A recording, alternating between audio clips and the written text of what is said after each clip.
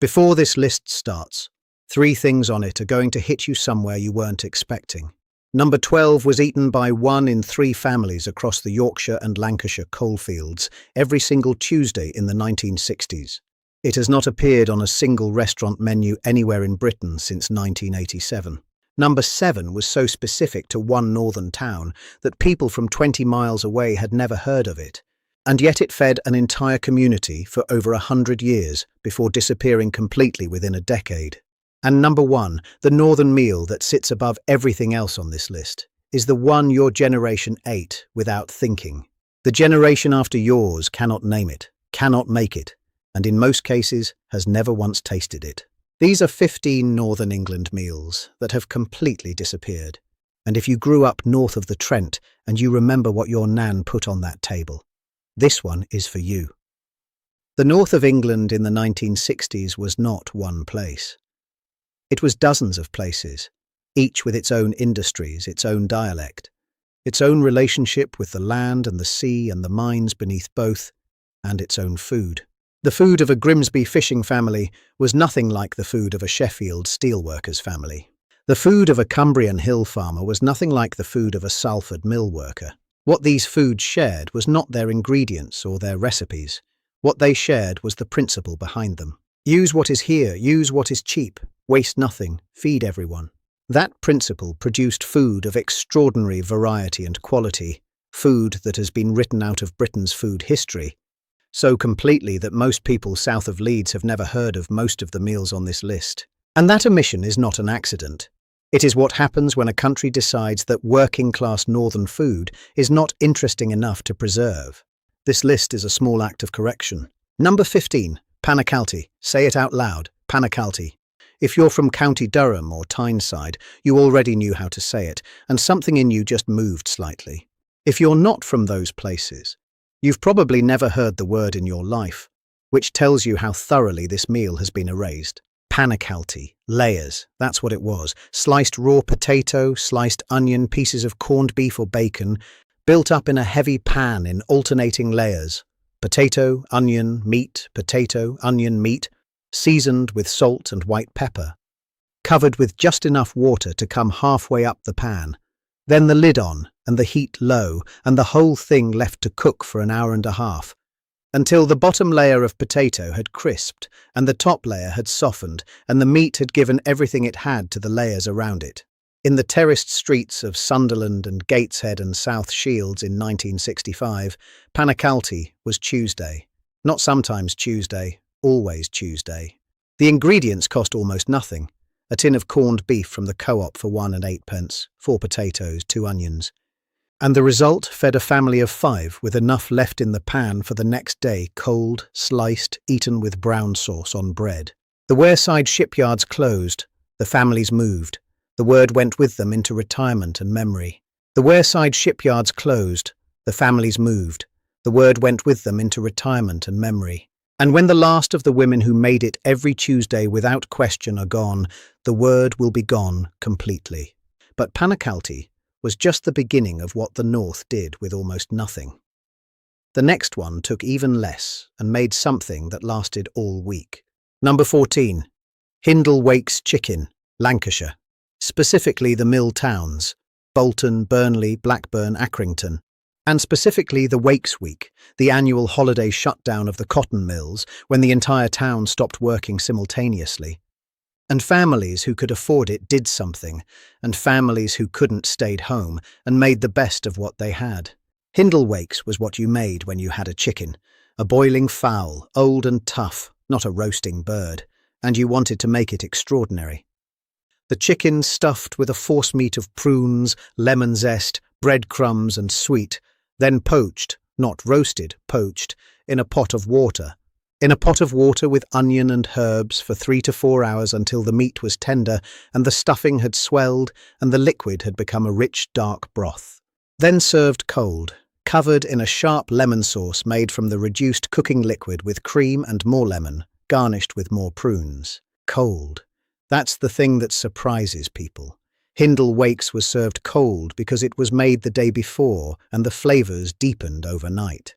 It appears in Lancashire recipe books going back to the 18th century. It was still being made in Milltown kitchens in the 1960s. By the 1980s, it had effectively disappeared. The boiling fowl that made it possible became impossible to source as modern production standardized everything. And without the boiling fowl, you cannot make the real thing because a roasting bird falls apart in the poaching liquid rather than holding together. The meal required the ingredient. The ingredient disappeared. The meal went with it. If that sounds like a theme, it is. Number 13. Wet Nelly, Liverpool. The specific, irreplaceable Liverpool bread pudding that was not bread and butter pudding and should not be confused with it, and that every Liverpudlian of a certain age will tell you with considerable passion was entirely its own thing. Wet Nelly, stale bread, the ends, the heels, the slices gone too hard for anything else, soaked in water until saturated, then squeezed out by hand. Then mixed with suet, sugar, dried fruit, currants, raisins, whatever was in the cupboard, spice, and enough golden syrup to bind it. Then pressed into a baking tin and baked at a low heat for 2 hours until it was set and dark and dense and slightly sticky on top. In the back streets of Toxteth and Everton and Scotland Road in 1963, Wet Nelly cost almost literally nothing to make because everything in it was already in the house. The stale bread that had been sitting in the bin, the scraping of suet left from last week's pudding, the handful of currants from the back of the cupboard. The name, nobody is entirely certain where it came from. Various theories, none proven. But the pudding itself was real. It disappeared as Liverpool's traditional working-class communities were dispersed through slum clearance and regeneration in the 1960s and 70s. When the streets went, the recipes that had been passed over backyards and through shared kitchens went with them. Wet Nelly is not in a single cookbook. It survives only in the memory of the people who ate it and in a handful of local history pamphlets that almost nobody has read. We are still at number 13. The meals get more specifically northern from here. Number 12. Tuesday Tripe. 1 in 3 families across the Yorkshire and Lancashire coalfields. Every Tuesday, without variation. From roughly the turn of the century to the early 80s. That is not an approximation. That is the finding of a social history survey conducted across 12 Yorkshire and Lancashire towns between 1978 and 1982. Tuesday Tripe. Dressed tripe, already cleaned and bleached white by the tripe dresser, collected on a Tuesday morning, placed in a pot with thickly sliced onions. Covered with milk and water half and half, seasoned with salt and white pepper, simmered for 2 hours until the tripe was tender and the liquid had reduced. Eaten with bread, always with bread, sometimes with malt vinegar shaken over at the table. A pound of dressed tripe in 1968 cost around 1 shilling and 4p. It fed 4 adults. That is 4p per head for a meal that provided genuine protein. The tripe shops of the north were still trading into the early 1980s. The last dedicated tripe shop in Bradford closed in 1993, the last in Bolton in 2004. Each closure ended not just the retail outlet, but the specific knowledge attached to it, the tripe dresser's process, the cooking times that varied by cut. It vanished from pub menus in 1987. That last appearance on a menu, a single pub in Halifax, is what makes that year the specific date. It has not been seen since, and the next item on this list vanished even more completely. Number 11. Frumenty. This one goes deeper than anything else on this list. Not just deeper into northern food history, deeper into British food history altogether. Frumenty, sometimes spelled fermenty, is a dish made from hulled wheat grains, soaked overnight, then simmered in milk for hours, until the grains have swollen and the milk has thickened around them into something between a porridge and a pudding, sweetened with honey or sugar. It was the staple celebratory dish of medieval England. It appears in records going back to the 14th century, eaten at harvest festivals and Christmas. In the north of England, Yorkshire especially, it survived long past its disappearance from the south, maintained by the conservative food culture of the Dales. In the North Yorkshire Dales in the 1950s, Frumenty was still made at harvest time by farming families who had been making it for as far back as anyone could remember. By the 1970s, the tradition had effectively ended, not because anyone decided to stop, but because the specific agricultural context had all changed. Frumenty without the harvest is just wheat porridge, and nobody makes wheat porridge when oat porridge is faster. We are at number 11. We have not yet reached the most regionally specific items on this list. That changes now. And number 7, the one that even people 20 miles away had never heard of, is getting closer. Number 10, Lobby. North Staffordshire, the Potteries, Stoke-on-Trent, Burslem, Hanley, Longton, Fenton. The 6 towns that Arnold Bennett wrote about, and that produced more pottery than anywhere else in the world, and whose workers ate this meal for more than a century, and whose grandchildren have largely forgotten it existed. Lobby. A stew. But a specific stew, made from whatever cheap cuts of beef were available, diced small, combined with onion, potato, carrot, swede, covered with water, seasoned with salt and white pepper, simmered for 2 to 3 hours until everything was completely soft and the liquid had become thick and dark and deeply savoury. Served with bread, always with bread, the bread used to clean the bowl when the lobby was gone. The name, possibly from the French lobscouse, the sailor's stew that also gave Liverpool Scouse its name, carried inland through trade routes. Possibly from something else entirely. The etymology is disputed, the dish is not. In the bottle ovens and the pot banks of the Potteries in 1962, lobby was the dinner that the women had on the stove when their husbands came home from the kilns. The kilns ran at temperatures that required enormous physical output, and the men came home in a specific state of exhaustion that only something dense and hot and deeply savoury could address. Lobby addressed it, every time, without fail. The pottery industry mechanised and contracted through the 1970s and 1980s. The specific physical world that had made lobby necessary, the extreme heat of the kilns, changed so completely that the meal lost its context. It still appears occasionally in local cookbooks. It is rarely made in potteries' homes today. The next one crossed a different kind of boundary entirely. Number 9. Haggerty. Back to the northeast, back to Northumberland specifically, and to the distinction between Panacalty, which we heard at number 15, and Haggerty, which is a different dish. Haggerty. No meat. That's the first distinction. Just potato, onion and cheese, mature cheddar, layered in a heavy frying pan, and cooked entirely on the hob. No oven. The pan on a low heat with a tight lid for 20 minutes. Then the lid off and the heat up for the last 5 minutes to crisp the bottom, then flipped, or attempted to be flipped, which was the moment of maximum tension in any household where Haggerty was being made, and the other side crisped too. No meat, no liquid beyond the dripping. The potato cooked in its own steam, and the cheese melted through the layers, until it was almost burnt but not quite. That line between almost burnt and perfectly crisped, that nobody can learn from a recipe. In the farming and mining communities of Northumberland in the 1960s, Hexham, Morpeth, Ashington, Bedlington, Haggerty was Wednesday, the midweek meal, the no-money meal, potatoes, onion, cheese and a bit of dripping. That was the full shopping list and everything on it was already in the house. It survives in the word more than in the practice. People from Northumberland will tell you about it. Fewer of them make it. None of their children do. Number 8. Dock Pudding, Cumbria, the Lake District specifically. And here is the one that makes people from outside the region blink and ask whether this is actually food. Dock pudding, made from broad-leaved dock, the plant that grows in hedgerows and roadsides, and that every child in Britain learned to rub on a nettle sting.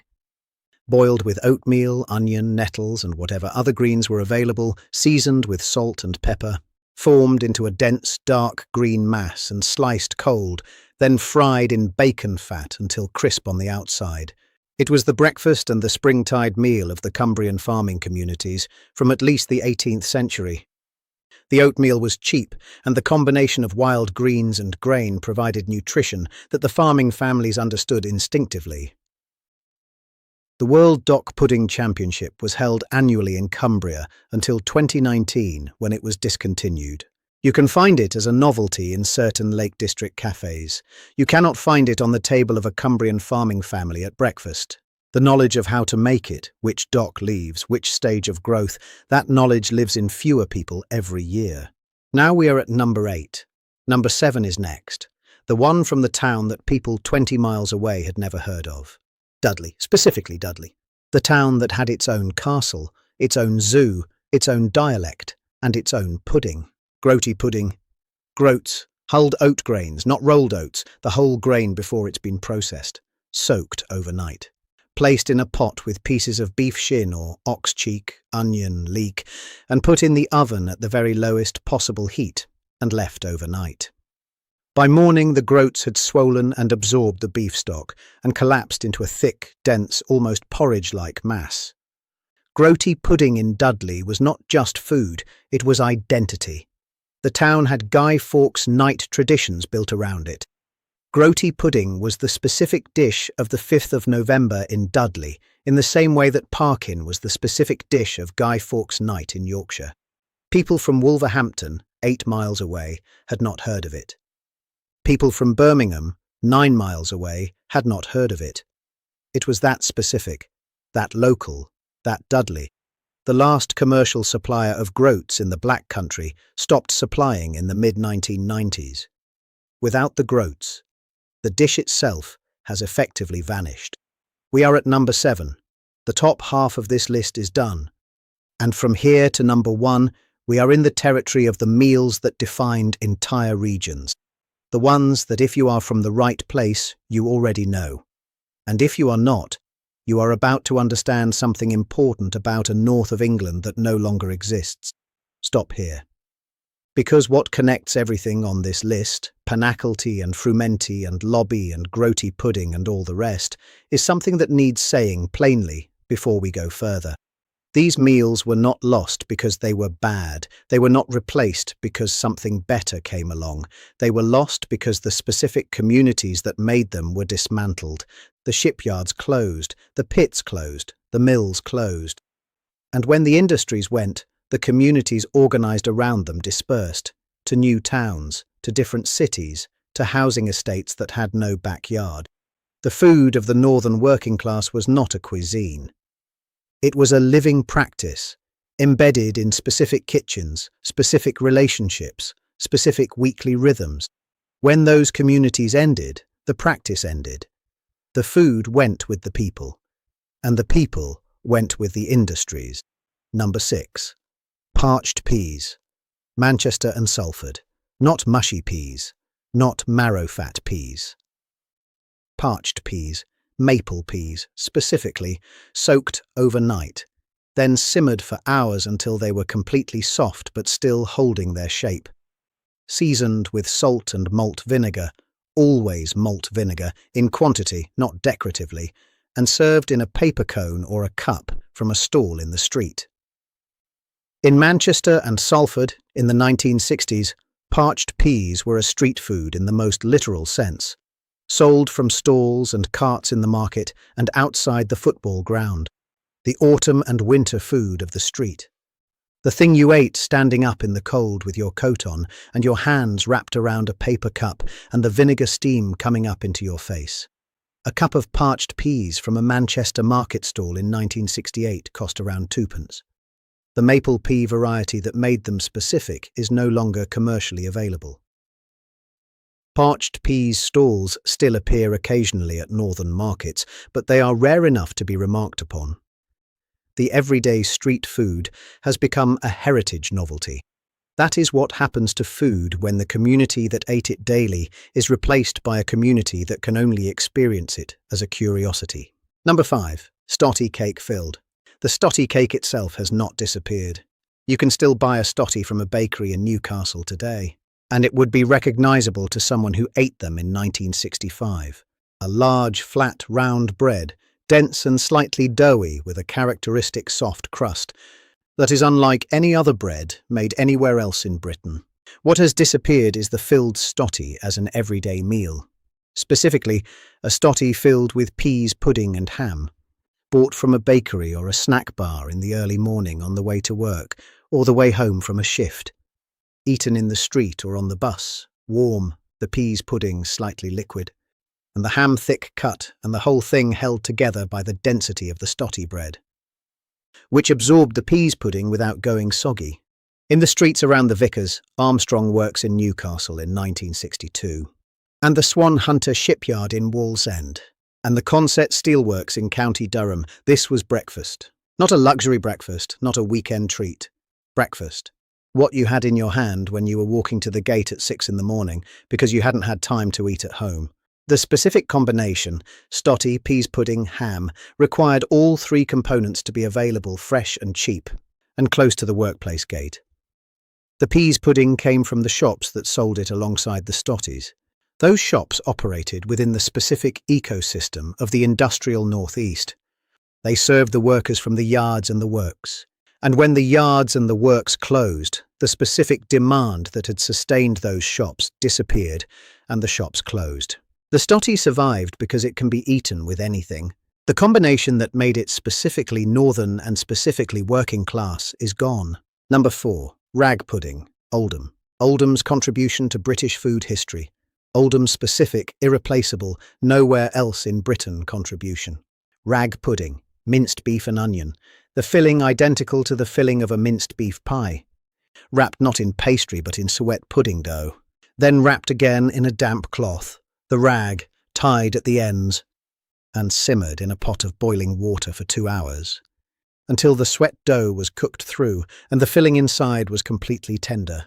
The rag was not metaphorical, it was a literal piece of cloth, cotton muslin usually, or the kind of thin cloth that in Oldham in the 1960s would have been available from the mill offcuts, used to contain the pudding during cooking in the same way that haggis is contained in its casing.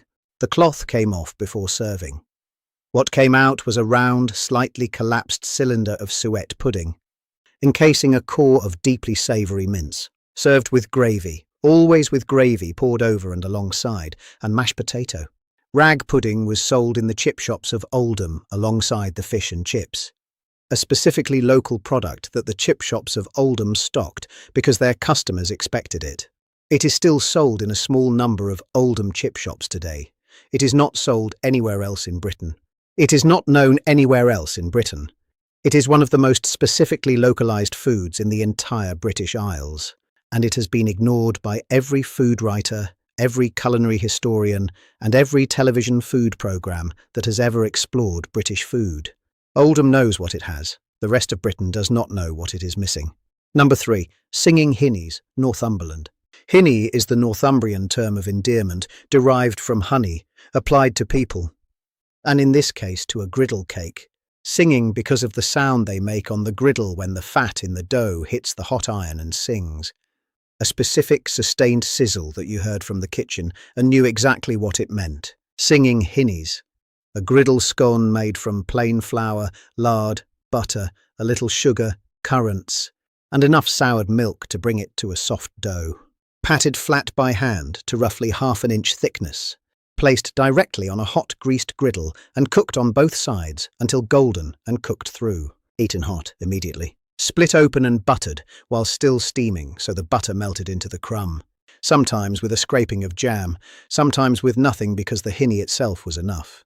In the farming and mining communities of Northumberland and County Durham in the 1950s and 1960s, singing hinnies were made as a matter of course whenever the griddle was hot, which in a kitchen with a range was most of the day. The making of them required no planning, no specific shopping, no advance preparation. Everything needed was always in the house. The griddle was always warm. When someone came through the door unexpectedly, you made singing hinnies. That specific domestic logic, the griddle always warm, everything always in the house, required the range. When the range was replaced by the gas cooker, the griddle stopped being always warm, and the spontaneous singing hinny stopped being possible. Possible became occasional. Occasional became forgotten. The recipe survives. The practice does not. And there is a difference between a food that can be made by someone who chooses to make it, and a food that was made by everyone because the conditions that produced it were simply the conditions of daily life. Number 2. Tattie Pot, Cumberland, not Lancashire Hotpot. Do not confuse them. A Cumberland Tattie Pot is a different thing from a Lancashire Hotpot, and any Cumbrian will tell you so with some firmness. The difference is the black pudding. Lancashire Hotpot has lamb or mutton and potato. Cumberland Tattie Pot has lamb or mutton and potato and black pudding. Slices of Cumbrian black pudding, which is itself a specific regional product, distinct from the black pudding of Lancashire and Yorkshire. Placed between the layers of meat and potato and cooked into the dish so that the fat from the black pudding renders into the gravy and gives it a depth and richness and darkness that Lancashire Hotpot does not have and cannot have without it. A Cumbrian black pudding in 1967 cost around sixpence per slice. 4 slices in a Tattie pot for 5 people added twopence halfpenny per head, and transformed it from a good hot pot into something specifically Cumbrian and specifically extraordinary.